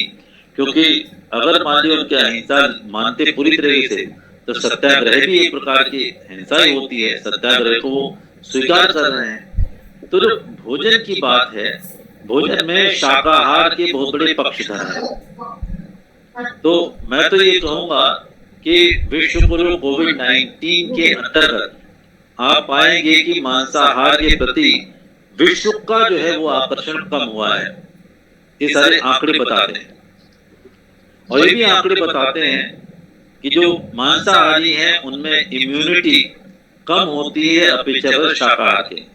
आप जितने भी प्रोटोकॉल, चाहे वो WHO के हों और चाहे वो आयुर्वेद के हों, सबके सब जो है वो शाकाहार के माध्यम से अपनी इम्यूनिटी बढ़ाने की बात कही गई है।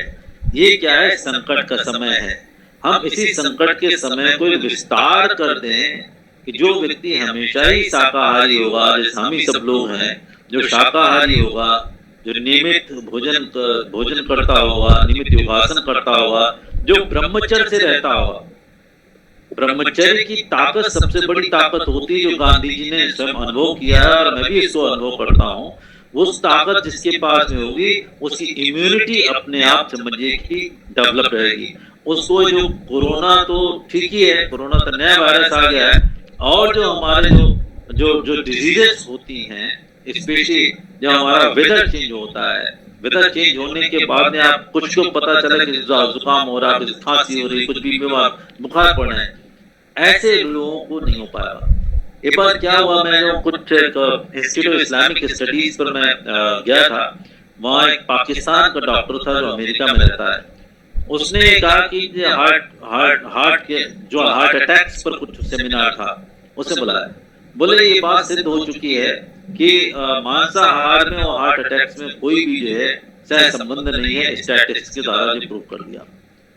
मुझे बात बोलना था, हमने ये हो सकता है कि आपके आंकड़े जो है इस बात को पुष्ट न करते हो कि मांसाहार और समझिए कि हार्ट अटैक में सह संबंध नहीं है, लेकिन हम सब जानते हैं हमारी बॉडी में जो डाइजेस्ट करने की जो पावर है, जो डाइजेस्टिव सिस्टम हमारा शाकाहार के लिए अच्छा है। जो बाहर का रक्त, बाहर की मज्जा, बाहर का मांस जो हमारे शरीर में आएगा वो किस प्रकार से हम डाइजेस्ट करेंगे।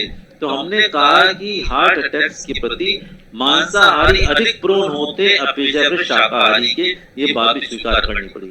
इस चीज को डॉक्टर स्वीकार किया। तो जो गांधी की जो शाकाहार के प्रति अपरिहार्यता है वो वर्तमान परिप्रेक्ष्य में बिल्कुल स्पष्ट हो जाती है, जिसको मैंने निवेदन किया। WHO का प्रोटोकॉल हो चाहे हमारा अपना प्रोटोकॉल हो, उसके माध्यम से सिद्ध हो जाती है। इसी चीज के लिए कंटिन्यू करेंगे तो नंबर 1 पर्यावरण की सुरक्षा हो जाएगी, दूसरा बायोडाइवर्सिटी हमारी बच जाएगी, उससे जो नेचुरल बैलेंस हमारा बच जाएगा और उससे फ्यूचर जो हमारा सिक्योर हो जाएगा, जिसको सस्टेनेबल डेवलपमेंट कहते हैं। जी अजय। सर, निस्संदेह शाकाहार की निरापदता विश्व में सिद्ध है, इसमें कहीं कुछ कहना नहीं है। प्रश्न मेरा मौलिक रूप से यही था कि संसार इसको कैसे अपने जीवन में लागू करे। नहीं, लागू तो देखो उसको स्वयं करना है जी। देखिए, लागू करने के अजय जी दो ही माध्यम होते हैं, या तो हम सिद्धांतता शास्त्र के द्वारा, सत्संग के द्वारा, बुद्धि जो उनको दी भगवान ने दी है उसके द्वारा हम स्वीकार कर लें, या फिर प्रकृति दंड की व्यवस्था के द्वारा आपको स्वीकार करने की व्यवस्था देती, इससे तीसरा कोई मार्ग नहीं है। आप संविधान और कानून कभी भी दंड नहीं मानता, या तो शास्त्र सम्मत सत्संग के द्वारा आपको भगवान ने जितनी बुद्धि दी स्वयं उसके द्वारा किसी चीज स्वीकार कर लीजिए। ये सारी की सारी स्वीकार करते हैं कि शाकाहार के लिए पक्ष में आते हैं, या फिर प्रकृति ने दंड दिया, जैसे कोविड के समय दंड दिया, इसके द्वारा आप सुधर जाइए। और ये केवल शाकाहार मांसाहार की बात ही नहीं है, ये पूरे पर्यावरण के साथ में बात करता हूँ। यदि आप पर्यावरण के साथ में लालच के द्वारा निरंतर पृथ्वी के संसाधनों को उत्खनन करते रहेंगे, वनों वन संपदा का नाश करते रहेंगे, तो एक समय ऐसा आएगा कि नेचर रिटेलिएट करेगी। जब नेचर रिटेलिएट करती है तो उसका जो टोल होता है, टैक्स होता है, that is many times more than an ordinary उसी tax toll which any person takes। तो उस दृष्टि से हमको सोचना पड़ेगा, निर्णय स्वयं। देखो, वहां की संस्कृति ठीक नहीं है, हमारी संस्कृति दूसरी प्रकार की है। गांधी निरंतर समझिए शाकाहार को प्रोपोगेट करते रहे। इन्होंने वहां लंदन में रह करके भी, साउथ अफ्रीका में रह करके भी बता दिया कि शाकाहार का उपयोग कर सकते हैं। हम ही लोग जब जाते हैं, मैं तो उन व्यक्तियों ने लहसुन प्याज भी नहीं खाता हूँ, जब जाता था लंदन, ऑक्सफोर्ड और कैम्ब्रिज जाता, अलग से हमारी व्यवस्था की जाती थी। तो हो सकती व्यवस्था, क्यों नहीं हो सकती, है ना? निर्णय तो स्वयं ही लेना पड़ेगा। गांधी जो है स्वयं के निर्णय की बात करते थे, किसी प्रकार की आरोपित व्यवहार की वो व्यवस्था नहीं करते थे। गांधी की जो आलोचना विशेषकर कम्युनिस्ट लोगों ने नहीं की, जब गांधी ने कहा कि व्यक्ति के पास में आत्मा होती है, इसलिए हमारी जितनी व्यवस्था है वो व्यक्ति पर आधारित होनी चाहिए, तो कम्युनिस्टों का तो पूंजीवाद की बात कर रहे हैं। गांधी पूंजीवादी कभी नहीं है कि वो जमुनालाल बजाज, गोविंद सेक्सरिया, बेड़ा को जो ट्रेनिंग देते, ट्रस्टीशिप की जो बात करते थे, वो ट्रस्टीशिप भी उनका अपरिहार्य सिद्धांत है। ट्रस्टीशिप मतलब आप समझिए संसाधनों का उपयोग करके उत्पादन करने वाले निमित्त मात्र हो, आप एक ट्रस्टी हो, न्यासी हो, और उसको आप छोड़िए, दूसरों को देने के लिए छोड़िए, वो उनकी बात थी। राज्य के पास कहते आत्मा नहीं होती। एक व्यक्ति यदि माने नुकसान करेगा तो छोटा नुकसान करेगा, और राज्य जब नुकसान करेगी, स्टेट नुकसान करेगी, गवर्नमेंट जब नुकसान करेगी, बहुत ज्यादा नुकसान करेगी, और जो बात आने वाले वर्षों में सिद्ध भी हुई। ये गांधी का थोड़ा सा प्रयोग है। जी सर, व्यक्ति का विवेक और उसका जीवन धर्म ही हमें इससे बचा सकता है, बस दुर्घटनाओं से बचा सकता है, और इसी की आज वर्तमान संदर्भ में शायद आवश्यकता भी है। बहुत बहुत धन्यवाद सर आपके इस ज्ञानवर्धक व्याख्यान के लिए। कोई प्रश्न डॉक्टर राजीव दीक्षित भी पूछना चाहते हैं? एक हमारे विद्यार्थी मथुरेश जायसवाल भी वो पूछना चाह रहे हैं। हमारे विद्यार्थी सर, आपको मेरा चरण स्पर्श, सभी विद्वानों को मेरा प्रणाम। सर, जब भी कभी बात होती है तो हम लोग कहते हैं जो आज का परिवेश है इसमें हम जिम्मेदार हैं, हम शिक्षक के रूप में जिम्मेदार हैं, और ये कहने वाले काफ़ी वरिष्ठ लोग भी होते हैं, कनिष्ठ लोग भी होते हैं, हर तरह के शिक्षक होते हैं। और सर, जैसा अपराध बढ़ रहा है समाज के प्रति, समाज में जितना अपराध बढ़ रहा है, महिलाएं असुरक्षित हैं, लोग असुरक्षित हैं, मानसिकता पूरी मैलाफाइड हो रही है। और सर, हम गांधी जयंती हर साल छुट्टी के रूप में मनाते हैं ज़्यादा, जैसे सर ने कहा था पहले, हमारे आदरणीय सीनियर जो इसमें प्रीति वाजपेयी इस नाम से मैं देख रहा हूँ, सर का नाम मैं भूल गया, माफ करिएगा। टी एन मिश्रा जी ने। जी मिश्रा सर। तो सर ये हम सिर्फ कहना ही पर्याप्त है या इसमें हमारी भूमिका क्या है, हम इसमें कैसे पार्टिसिपेट कर रहे हैं? क्योंकि हम सभी कहीं ना कहीं बहुत जिम्मेदार लोग हैं और पॉलिसी मेकर भी हैं और सरकार को सलाह देने वाले भी हैं और हम विद्यार्थियों को बनाते भी हैं और हमारे विद्यार्थी कहीं ना कहीं अच्छी पोजीशन में है। तो ऐसा क्यों हम बदल नहीं पा रहे हैं, हम कहाँ फेल हैं? सर ये मेरा जिज्ञासा है मेरी सभी से। देखिए मथुरेश जी, ये जो है आपकी जिज्ञासा नहीं, ये सबसे बड़ी समस्या हमारे सामने नहीं आती है कि रोल मॉडल्स नहीं है। और गांधी के बाद में ऐसा लगा कि कोई ऐसा व्यक्ति हमारे सामने आया ही नहीं जो कि एक आदर्श पुरुष के रूप में हमारे साथ आ सकता है। हम क्या था, अपने मार्ग से भटक गए। हम भारतवर्ष का ही मॉडल लेते हैं। हर एक समझिए कि जो देश होता है उसमें उसकी अपनी संरचना होती है, उसकी अपनी संस्कृति होती है, उसके अनुसार ही मॉडल बनना चाहिए। गांधी इसको प्रोपोगेट करते हैं। हमने क्या किया, अपने ऊपर जो पाश्चात्य मॉडल है, जो पाश्चात्य संस्कृति है, जो भौतिकवादी संस्कृति है, जो पदार्थवादी संस्कृति है, जो कि दिखाई प्रदर्शनकारी संस्कृति है, जिसमें हर एक को वस्तु ही समझा जाता है, एक उपयोग करने वाली, उपभोग करने वाली वस्तु ही समझा जाता है।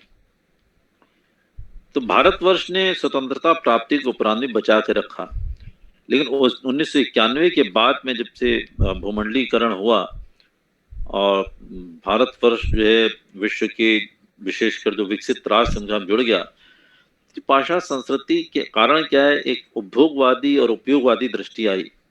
तो जिस प्रकार से वस्तुओं को उपभोग करते हैं वैसे ही व्यक्तियों को उपभोग करने लगे। तो महिला स्त्री दिखाई नहीं पड़ती, उसमें उनको एक उपयोग करने वाली कोई वस्तु जैसी दिखाई, कमोडिटी जैसी वो दिखाई पड़ने लगी। और भारतवर्ष में जिस प्रकार की फिल्में आई, जिस प्रकार के चलचित्र आए, जिस प्रकार का साहित्य आया, उसने हमारे इंस्टिंक्ट्स जो थे, जो मनोद्वेग थे, उनको और भड़काने में योगदान दिया। उसका परिणाम जो है हमको अभी दिखाई पड़ने लगा। मैंने बात पहले निवेदन किया था कि यदि मान लीजिए कि हम आध्यात्मिक होकर के, आत्मनिष्ठ होकर के, आपने सुना था मेरा जो मैं परसों बोल रहा था इंदिरा गांधी ओपन यूनिवर्सिटी में, मैंने कहा था कि गांधी जो है वो आध्यात्मिक प्रयोगवादी व्यक्ति है या प्रयोगात्मक आध्यात्मिक व्यक्ति है। बिना प्रयोग नहीं, जो ऐसा व्यक्ति होगा उसकी दृष्टि अलग हो जाएगी। उसकी दृष्टि ऐसी होगी, वो सामने वाली जो लड़की बैठेगी उसमें समवयस्क माँ के दर्शन होंगे या बहन के दर्शन होंगे या पुत्री के दर्शन होंगे, और समवयस्क जो पुरुष है उसमें पिता के दर्शन होंगे या भाई के दर्शन होंगे या पुत्र दर्शन होंगे। जब वो दृष्टि आ जाएगी, हमारे अंदर विकसित हो जाएगी, तब इस प्रकार के अपराध बंद होंगे।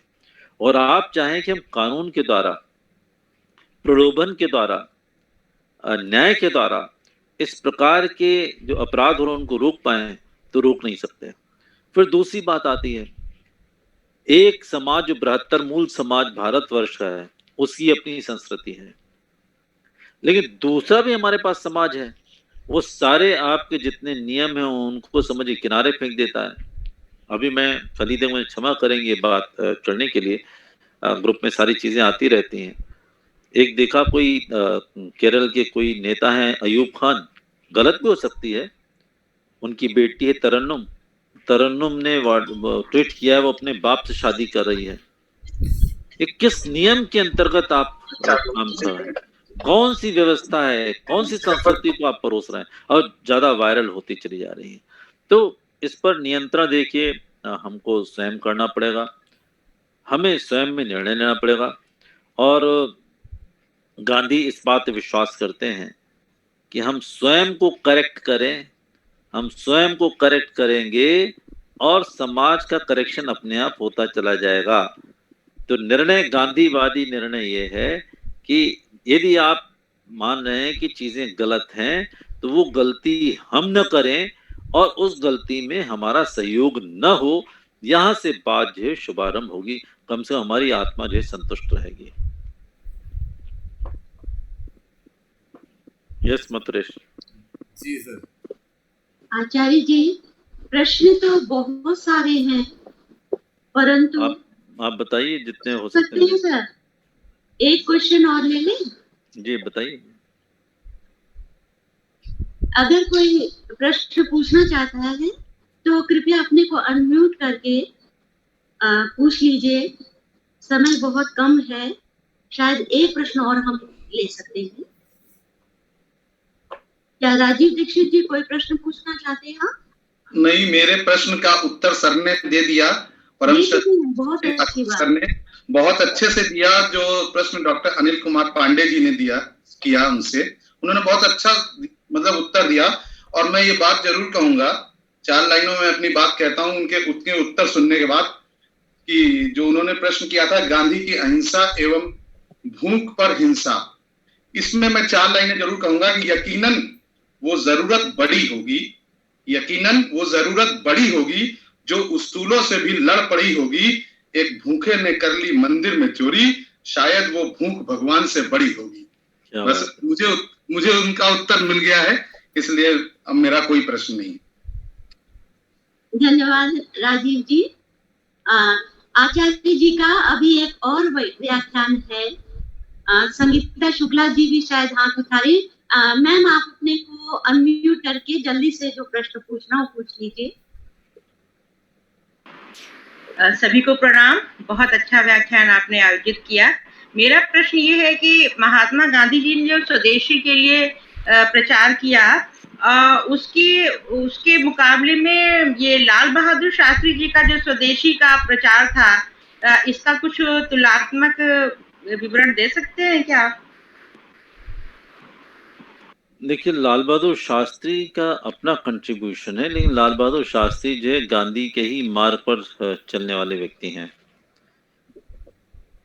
लाल बहादुर शास्त्री ने जो भारतीय संस्कृति से उपजा हुआ एक उपक्रम किया था कि खाद्यान्न की समस्या को दूर करना है तो एक वक्त यदि हम उपवास करेंगे, आपको ध्यान होगा कि सोमवार की शाम को उपवास करने वाले लोग अभी भी कहते हैं उससे बहुत कुछ बचत हो जाएगी। और कृषि उत्पादन बढ़ाने के लिए लाल बहादुर शास्त्री ने बहुत बड़े प्रयोग किए थे। स्वाभिमानी व्यक्ति थे और बहुत ही ईमानदार थे, और जब पाकिस्तान से युद्ध हुआ तो उन्होंने अपनी शक्ति को भी दिखाया, लेकिन मुश्किल क्या था, अधिक समय तक जीवित नहीं रह पाए। उनका जो स्वदेशी का विस्तार है वो मैंने अध्ययन नहीं किया है, लेकिन गांधी का जो स्वदेशी है, गांधी का स्वदेशी एक तो मैंने बताया राष्ट्रभक्ति से उपजा हुआ स्वदेशी संरचना, स्वदेशी संस्कृति से उपजा हुआ भाव है। लेकिन आवश्यकता यदि पड़ती है तो गांधी जो है विदेशी वस्त्रों का उपभोग करने से भी संकोच नहीं करते हैं। वो वस्त्रों की तो आग जलाते हैं, होली जलाते हैं, लेकिन यदि उनको समय देखने की घड़ी की जरूरत है, घड़ी तो मेड इन इंग्लैंड है। यदि आंखों को देखने के लिए चश्मे की जरूरत है तो चश्मा तो मेड इन इंग्लैंड है। जिस पेन से वो लिखते हैं, पेन तो मेड इन इंग्लैंड है। जिस कागज पे लिखते हैं, कागज तो मेड इन इंग्लैंड है।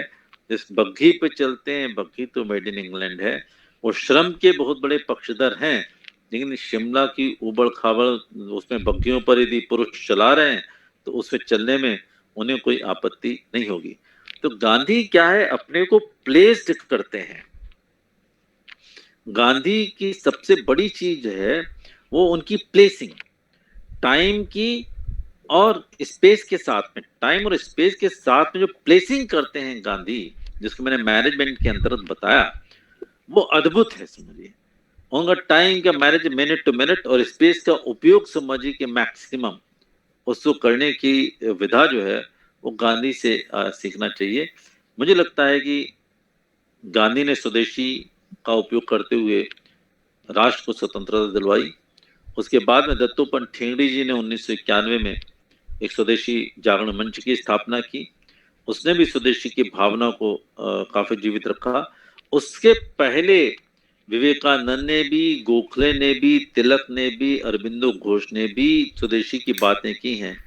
स्वदेशी की बातें दयानंद सरस्वती ने भी की हैं। कोई भी ऐसा राष्ट्रवादी नहीं है जिसने कि स्वदेशी की बातें नहीं की। लेकिन अभी बीच में स्वदेशी पर बहुत कुछ आवरण पड़ गया था।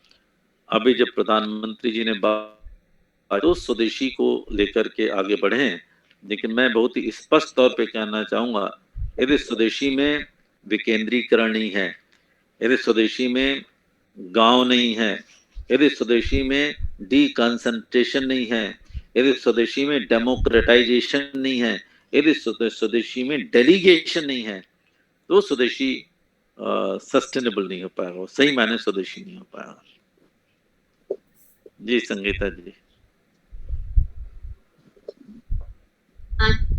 आचार्य जी, प्रश्न तो बहुत हैं और शायद हमारी जिज्ञासा कभी शांत नहीं होगी। अब क्योंकि आपका दूसरा व्याख्यान भी आज ही आपको देना है, तो जो समय आपने हमें दिया उसके लिए हम बहुत ही आभारी हैं।